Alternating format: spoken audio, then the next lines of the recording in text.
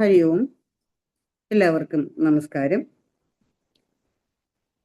ഇന്നത്തെ നമ്മുടെ നവരാത്രി പൂജ നടന്നുകൊണ്ടിരിക്കുകയാണല്ലോ. അതുകൊണ്ട് ഇന്നത്തെ ഗണവിചാർ നവരാത്രിയെ പറ്റിയാവട്ടെ. നവരാത്രിയെ പറ്റി പറയുമ്പോൾ നമ്മൾ 1 മണിക്കൂർ നീണ്ടു നിന്ന ഒരു ബൗദ്ധിക് ഞാൻ തന്നെ നമ്മുടെ സമിതിയിൽ അവതരിപ്പിച്ചിട്ടുള്ളതാണ്. ഇന്നിപ്പോൾ നമുക്ക് 10 മിനിറ്റ് സമയമേ ഉള്ളൂ. അതുകൊണ്ട് ജസ്റ്റ് നവരാത്രി രൂപങ്ങളെ പറ്റി മാത്രം ഒന്ന് സംസാരിച്ചു പോകാം. നവരാത്രി എന്ന് പറഞ്ഞാൽ തന്നെ ദുർഗാദേവിയുടെ 9 രൂപങ്ങളിലും 9 ഭാവങ്ങളിലുമുള്ള 9 ദിവസത്തെ അയനത്തെയാണ് നവരാത്രിയായിട്ട് ആഘോഷിക്കുന്നത്. 10ാം ദിവസം വിജയദശമി വിദ്യാരംഭ ദിവസമായിട്ട് ആഘോഷിക്കുന്നു. ഇത് തിന്മയുടെ മേൽ നന്മയുടെ വിജയമാണ് വിജയദശമി. അതുകൊണ്ട് അത് മാത്രമല്ല, അജ്ഞാനത്തെ നീക്കി ജ്ഞാനത്തെ വിതയ്ക്കുന്ന ഒരു ദിവസം കൂടിയാണ് വിജയദശമി. ദേവിയുടെ 9 രൂപങ്ങളെ പറ്റി പറഞ്ഞാല്, പ്രഥമം ശൈലപുത്രീതി, ദ്വിതീയം ബ്രഹ്മചാരിണി, തൃതീയം ചന്ദ്രഖണ്ഡേതി, കൂഷ്മാണ്ഡേതി ചതുർത്ഥകം, പഞ്ചമം സ്കന്ദമാദേവി, ഷഷ്ടം കാത്യായനീതി ച, സപ്തമം നവമം സിദ്ധിദാ പ്രോക്ത, നവദുർഗ പ്രകീർത്തിത. ഇതാണ് ആ 9 രൂപങ്ങള്. അതിൽ ഒന്നാമത്തത് പ്രഥമം ശൈലപുത്രി, ഒന്നാമത്തേത് ശൈലപുത്രിയാണ്.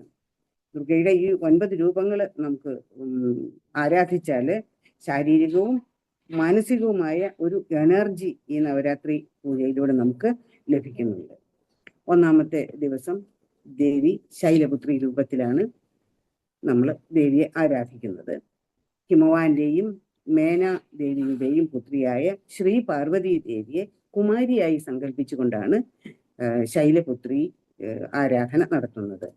1000 സൂര്യചന്ദ്രന്മാരുടെ ശോഭയോടെ വിളങ്ങുന്ന ദേവി ഭക്തവത്സലയാണ്. പർവ്വതപുത്രി ആയതിനാൽ പാർവതി എന്നും ഹിമവാന്റെ മകൾ എന്ന അർത്ഥത്തിൽ ഹേമവതി എന്നും പേരുകളുണ്ട്. ദേവിക്ക് ഇഷ്ടപ്പെട്ട പൂജാപുഷ്പം മുല്ലയാണ്. കാളയാണ് വാഹനം. ഒരു കൈയിൽ ത്രിശൂലവും മറുകൈയിൽ താമരയും ഉണ്ട്. താമര വിശുദ്ധിയുടെയും ഭക്തിയുടെയും പ്രതീകമാണ്.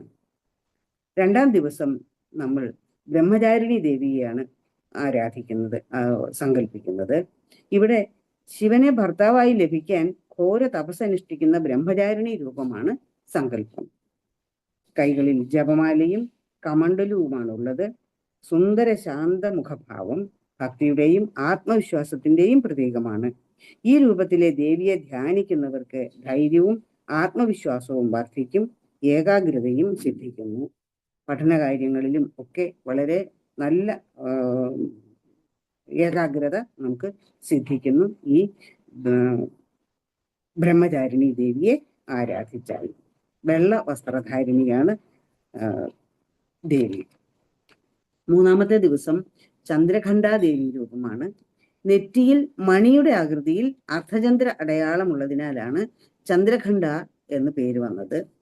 ബ്രഹ്മചാരിണി രൂപത്തില് പരമശിവനെ തപസ് ചെയ്തുകൊണ്ടിരുന്ന ദേവി 3ാമത്തെ ദിവസം ചന്ദ്രഖണ്ഡ രൂപത്തിൽ വരുന്നത് വിവാഹത്തിന് ഒരുങ്ങിയിരിക്കുന്ന ഒരു ഭാവത്തിലാണ്. ഇവിടെ ഒരു കയ്യിൽ അക്ഷമാലയും കമണ്ഡലവും മറ്റനേകം ആയുധങ്ങളും ധരിച്ചിട്ടുണ്ട്. ഒരു നവവധുവിന്റെ വേഷവിധാനങ്ങളോട് കൂടിയാണ് ദേവി ചന്ദ്രഖണ്ഡാദേവി ഉള്ളത്. വാഹനം പുലിയാണ്. വിവാഹത്തിനായി ശ്രീ പരമേശ്വരൻ എഴുന്നള്ളിയപ്പോൾ ബ്രഹ്മചാരിണി ഭാവത്തിലുള്ള ദേവിയുടെ ബന്ധുജനങ്ങൾക്ക് ശിവന്റെ ഈ ചുടല ഭസ്മവും ശ്മശാന വേഷവും എല്ലാം കൂടി കണ്ടപ്പോൾ അവർക്ക് ബുദ്ധിമുട്ടുണ്ടായി, അവർക്ക് സങ്കടമാണ് ഉണ്ടായത്. പക്ഷേ പാർവതി ദേവി അവരെ സ്വീകരിച്ച് അവരുടെ ആയുധങ്ങളുമെല്ലാം കയ്യിൽ ഒതുക്കുകയും പുലിപ്പുറത്തിരുന്ന് അവർക്ക് സ്വാഗതം അരുളുകയും ചെയ്തു. ദേവിയുടെ ഈ ഭാവമാണ് ചന്ദ്രഖണ്ഡ ദേവി. 10 കൈകളിലും ആയുധങ്ങളുണ്ട്. ദേവിയുടെ മണിനാദം കേട്ടാൽ ദുഷ്ടന്മാർക്ക് ഭയവും ശിഷ്ടന്മാർക്ക് ശാന്തിയും ലഭിക്കുന്നു. 4ാമത്തേത് കൂഷ്മാണ്ഡ ദേവിയാണ്. അവിടെ അമ്മ മഹാമായ, ആദിപരാശക്തി, സൂര്യനെ നിയന്ത്രിക്കുന്ന ശ്രീ ഭഗവതി എന്നെല്ലാമാണ് സങ്കല്പം. പാർവതി പരമേശ്വരന്മാരുടെ വിവാഹശേഷമുള്ള അമ്മ ഭഗവതിയാണ് കൂഷ്മാണ്ഡാദേവി. സൃഷ്ടിയുടെ ഊർജം ഇടത്തിൽ സൂക്ഷിക്കുന്ന ഭഗവതി. ഈ പ്രപഞ്ചത്തിലെ സകല സൃഷ്ടിക്കും കാരണമായവളാണ് കൂഷ്മാണ്ഡാദേവി. സിംഹമാണ് വാഹനം, 8 കൈകളുണ്ട്, സർവ ആയുധങ്ങളും കൈകളിൽ ഏന്തി നിൽക്കുന്നു. ദേവിയെ ഈ ഭാവത്തിൽ ആരാധിച്ചാൽ രോഗമുക്തിയും ദീർഘായുസ്സും ഫലം. സകല ദുഃഖ നിവാരിണിയാണ് കൂഷ്മാണ്ഡാദേവി. 5-ാമത്തേത് സ്കന്ദമാതയാണ്. ഭഗവാൻ മുരുകന്റെ അമ്മ എന്ന സങ്കല്പമാണ്. മുരുകന്റെ അമ്മ എന്ന സങ്കല്പമാണ് ഈ സ്കന്ദമാത എന്ന പേര് തന്നെ അങ്ങനെയാണല്ലോ, സ്കന്ദന്റെ മാതാവ്, സ്കന്ദമാതാ ദേവി. 4 കൈകളുണ്ട്. മടിയിൽ സ്കന്ദനെ, കാർത്തികേയനെ ഇരുത്തിയിട്ടുണ്ട്. സിംഹമാണ് വാഹനം. താരകാസുരന്റെ വധത്തിനായി ദേവകൾ മഹാവിഷ്ണുവിനെ സമീപിക്കുമ്പോൾ ശിവപാർവതിമാരുടെ ഒരു പുത്രന് മാത്രമേ ഈ ഇവിടെ താരകാസുരനെ വധിക്കാനാവൂ എന്ന് മഹാവിഷ്ണു പറയുന്നു. പക്ഷെ സതീദേവിയുടെ അന്തർധാനത്തോടു കൂടി ശിവൻ ദുഃഖിതനായി തപസ്സിലായിരുന്നു. ആ ശിവന്റെ തപസ്സിളക്കാനും ശിവന്റെ പ്രീതിക്കുമായിട്ട് ദേവി ഘോര തപസ് അനുഷ്ഠിക്കുന്നു. ആ തപസ്സിന് ഭഗവാന്റെ പ്രീതി കിട്ടുകയും ഭഗവാൻ പ്രീതനാവുകയും പ്രത്യക്ഷപ്പെടുകയും അങ്ങനെ ദേവി പാർവതിയുമായുള്ള വിവാഹം നടക്കുകയും ചെയ്യുന്നു. പിന്നെ സുബ്രഹ്മണ്യന്റെ ജനനമാണ്. സ്കന്ദമാതാവായിട്ട് നമ്മൾ ദേവിയെ ആരാധിക്കുമ്പോൾ സുബ്രഹ്മണ്യ പ്രീതിയും ഉണ്ടാകും എന്നാണ് സങ്കല്പം. അളവറ്റ സ്നേഹവും ജ്ഞാനവും ശത്രുനാശവും ഫലം. തടസ്സങ്ങൾ നീങ്ങിക്കിട്ടുന്നു. ഒരമ്മയുടെ കരുതലും അമ്മയുടെ ശ്രദ്ധയും എല്ലാം ഈ ദേവിയെ ആരാധിക്കുമ്പോൾ, സ്കന്ദമാതാ ദേവിയെ ആരാധിക്കുമ്പോൾ ലഭിക്കുന്നു, ഭക്തന് ലഭിക്കുന്നു.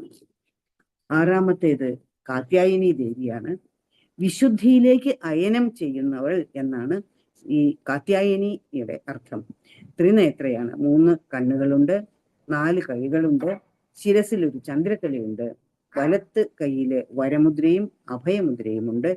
ഇടത് കൈകളിൽ വാളും, വലത്ത് കൈകളിൽ 2-ലും 4 കൈകളുണ്ടല്ലോ, വലതുവശത്ത് 2 കൈകളിലും വരമുദ്ര അഭയമുദ്ര, ഇടത് കൈകളിൽ വാളും താമരപ്പൂവും.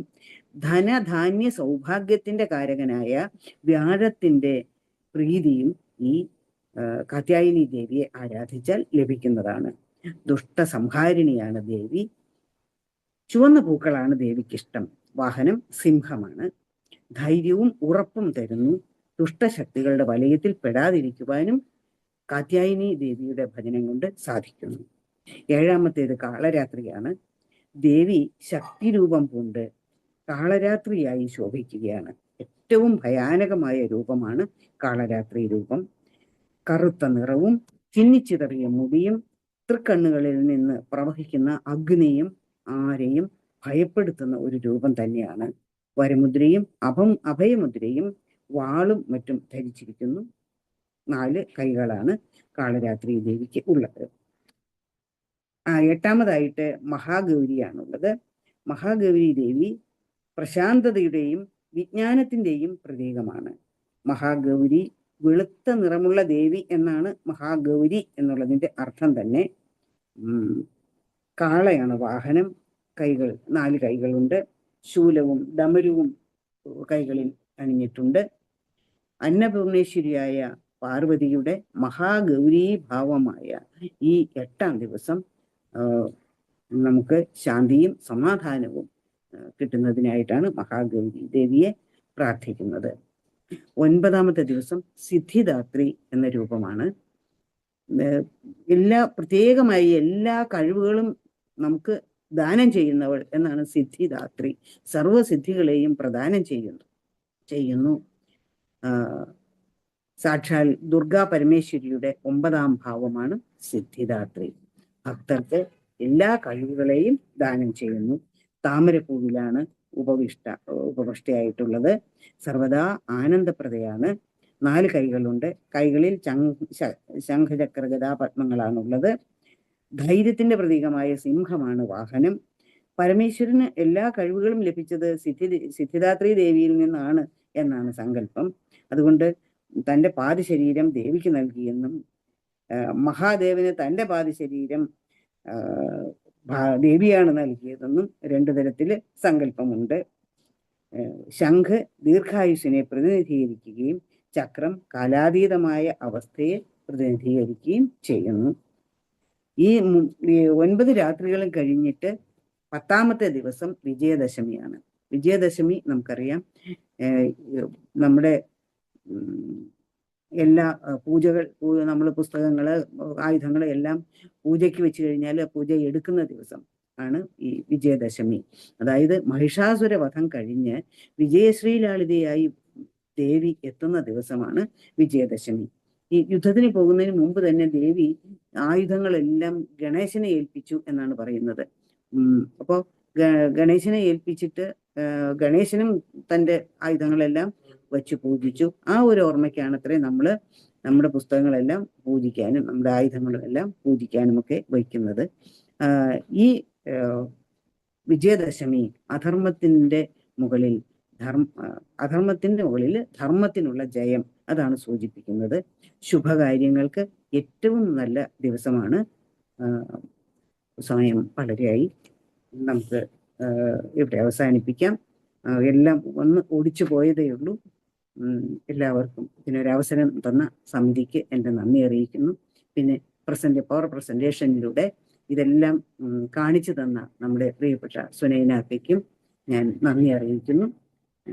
ഇതുപോലെ ക്ഷമയോടുകൂടി ഇതെല്ലാം കേട്ടിരുന്ന എല്ലാ യോഗ ബന്ധുക്കൾക്കും ഞാൻ എൻ്റെ നന്ദി അറിയിക്കുന്നു. നന്ദി, നമസ്കാരം.